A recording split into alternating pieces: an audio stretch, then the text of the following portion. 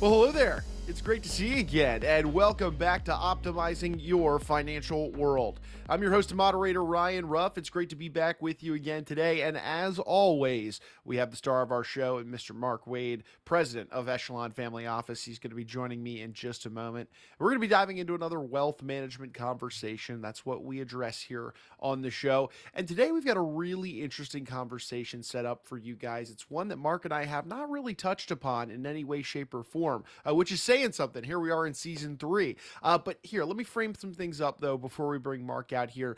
I want everybody to take a moment and think about just personality traits, right? We all have them. Some of us may be introverted, while others are extroverted. Well, did you know, though, that we also have a wealth personality? And our wealth personality can have a big impact as you pursue your financial goals. So, on today's show, we're going to be examining this topic of different high net worth personalities that exist out there in the world. Not only how to identify yours, but also how you can put that to work as you seek to make smart decisions about your wealth and about financial planning overall. So, that being said, let's go ahead and bring Mark out here and get right into today's discussion. Mark, it's good to see you this morning. How are you doing?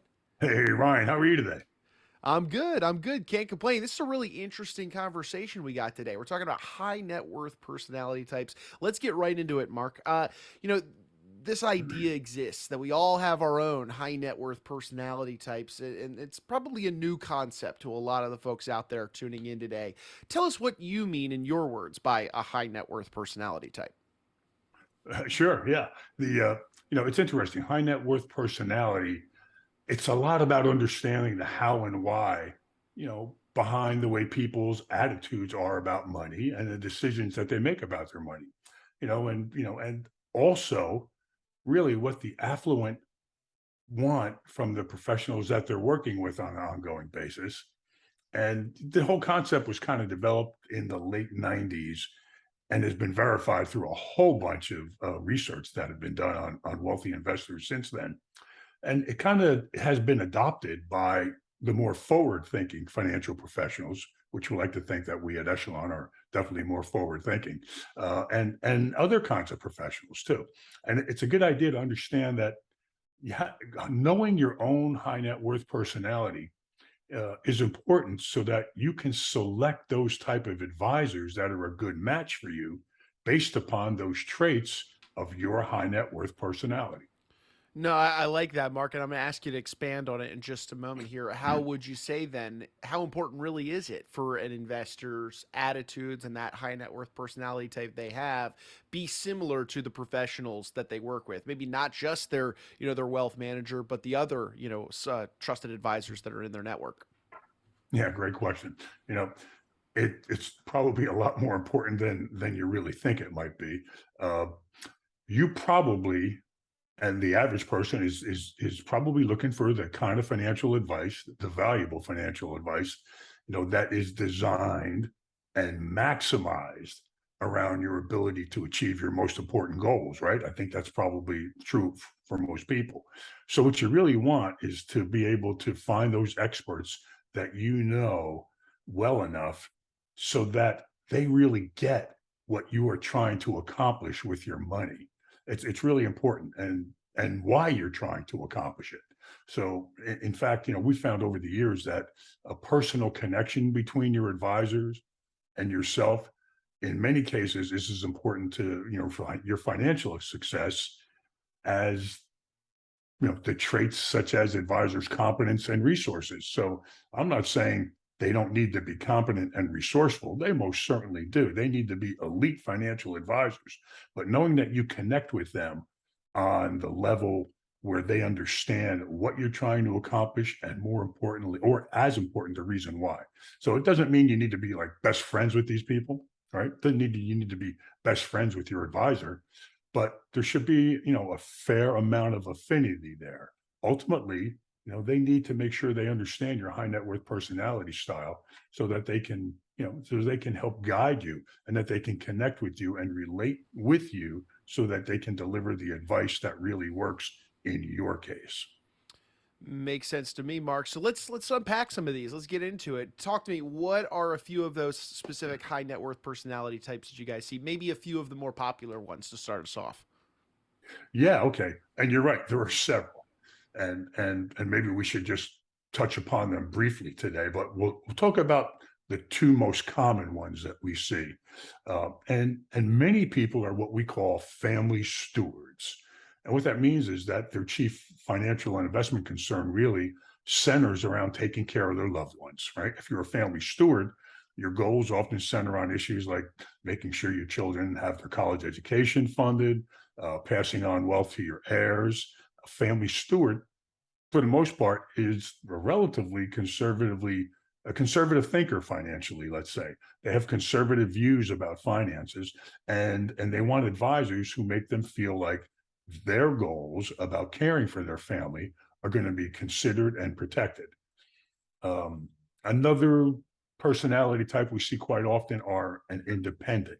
So family stewards, and then there are independents. So this type of investor, they want the freedom that financial security can provide to them. They want the freedom to do, and how many times have you heard this? They want to be able to do what they want to do when they want to do it and have the funds that's going to enable them to do that. So for this type of person, wealth is really going to be just a means to an end, right? And independents want to work with financial advisors who can give them the advice that will allow them to attain, and equally as important, to maintain the financial freedom and flexibility that they want for their life. Roger that. And I would understand why those two are probably some of the most popular of these financial, or these high net worth personality types, Mark. But let's get a little more granular into maybe some of the more nuanced types that exist out there. Could you walk through a few of those for us? Yeah, and I'll just touch on them because, as I mentioned, the two most prevalent are the financial stewards and the independents. But there are ones, a personality type called a investment phobic. They don't really care about investing uh, as much. Sometimes it even stresses them out. And they prefer to delegate those duties to a financial advisor who they trust, and they're confident is reliable and dedicated to helping them. Then there's the anonymous person. All right, those people are extremely private investors and they value the confidentiality. They don't want to disclose their financial information to just anybody. They tend to work with one or two advisors who they trust a lot. And there are two other personalities that are kind of similar to each other, and that's the mogul and the VIP. So, the mogul is a person who's really looking um, to emphasize power, influence, and control. Right? They tend to view investing as yet another way where they can exercise those things. And then the VIPs, those are the people that are looking for value and prestige, and usually they want their investments to help them acquire, expensive possessions and or to gain social standing. These kind of groups often prefer to work with firms that are often prestigious and well known among their peers. So then there's the accumulator, right? These are investors who save more than they spend, just like the name implies. Okay, they live below their means and they don't really show, any outward signs of their affluence. Their goal really is capital appreciation, pure and simple. They just want more money. The more money they have, the better and more comfortable that they're going to feel. And then there's the gambler. A gambler is the kind of person where investing is all about the excitement and the drama. And of course, along with the excitement and the drama comes performance. They want results. So they're most likely to think that they can consistently beat the market, and they want to work with financial advisors who will aggressively do that on their behalf. And then the ninth and really the final kind of investor profile that we see is the innovator. So innovators, they like new investment products and strategies, different types of services and trading methods. Uh, they want advisors who are really technically savvy and up to speed in their knowledge and the appreciation of investing. And we're going to offer them the newest, the greatest, and the most shiniest complex solutions out there. Yeah, so there you have it. Nine high net worth personalities. Obviously some more nuanced than others there, Mark. But Mark, could you help us understand, how someone with one of these high net worth personality types would be well served by working with a professional that has a similar personality themselves. I mean, obviously, some are very nuanced and very different than others. So, how would it really serve them well to work with somebody that matches their personality type? It's nice to work with somebody who thinks similarly to the way you do, right, Ryan? You think, or at least knows how to work well with the type of investor that you are. Uh, and it's more than just a nicety, really. At the end of the day, you have to believe that working with a particular advisor who doesn't understand or appreciate your core values, could potentially cost you financially. And maybe it helps to give an example. Let's say let's say you're a mogul type personality and you're seeking for large returns and you're willing to take substantial risk to maximize the chances that you're going to get large returns of achieving those large goals, right? So you're probably not going to be served well, and you're probably going to be disappointed by working with an advisor who tends to like more conservative investments, who tends to deal predominantly with conservative type investments. Another example is, let's say you're a phobic and your advisor constantly wants to talk about the investment process and the gyrations of the stock market. You're probably going to find that that's going to be an unenjoyable relationship with that investment advisor because you don't really want to know about all those things. You just want to make sure that your family is going to be well taken care of. So, it kind of comes down to your wealth's got to be positioned in such a manner that it supports what you care about most in life. Your wealth has to be positioned so that it's speaking to what your goals and needs are. And if you're able to trust the advice you're getting, as well as the source of that advice, well, I mean, that's nirvana. So, contrary, if your advisor doesn't play well in the sandbox, and let's say you are not aligned philosophically, in those manners, according to your high net worth personality profile, you're not going to get those benefits. In turn, it could mean that you won't grow and protect the wealth the way you really want to, and you're not going to accomplish your goals, and you're not going to have all those wishes for your family fulfilled. Of course, of course. So, Mark, let's walk through the process of how somebody might be able to identify which personality type they fall into. Talk to me about, are there questions they could ask themselves? Is there a process they could walk through? How could somebody figure out which type they fall into? Yeah. Okay. So that's interesting. And let's start by let's. Okay. So you have to ask yourself some questions, and I can think of two right off the bat that are really important. And the first is, if you cannot easily identify who you are, start with saying, well, what do you want your investments to achieve? What's the goal, right? If you're a family steward, your answers are probably going to revolve around what you'd like your money to do for your family, ranging from, like we mentioned earlier, funding a college education for your children, or maybe even your grandchildren or your great grandchildren in the future, to taking care of your elderly parents, or to make sure that when the time comes and they're settling your estate, that the money gets distributed according to your wishes and without a lot of anxiety and fanfare. So you're going to want an advisor who focuses on those areas and has an in-depth understanding of families that go through all these type of issues, which are most families. Uh, and then, in contrast, if you're an independent investor, remember we said those are the two most prominent types, right? You have your family stewards and your independents. If you're an independent, your answers are probably going to include goals like buying your dream house or sailing around the world. In other words, you're going to place the highest value on using your money to buy those personal freedoms and personal autonomy that's going to allow you to do exactly what you want to do in life. And your advisor is going to have to understand that and account for those drivers when they're designing plans and strategies to serve you the best. And then, Mark, you mentioned a second question that people could be asking themselves. What was that one? Yeah, Ryan, absolutely. So, the other question is going to be, when you think about money, what concerns, needs, or feelings come to mind? You know, it helps to write these things down, and to write a phrase down like, I want my money to grow as quickly and as safely as possible. Or, I want to have $5 million by the time I'm 60. The more precise you can be, the it increases your chances of achieving that goal. And if these are questions you ask, what do I want my money, to do? I want it to grow as quickly as possible. I want a certain amount by a certain time. You can be pretty confident that you're an accumulator and you're looking mainly to acquire assets because accumulators are not particularly concerned about what they can do with their money. They're driven really just by the pure act of accumulating the money. That might mean you should seek out an advisor who's pursues strong growth and maybe one that takes steps to ensure that your wealth is going to be protected over a long period of time. Um, and also, if you associate feelings of power or importance and control over your money, you're most likely a mogul type person.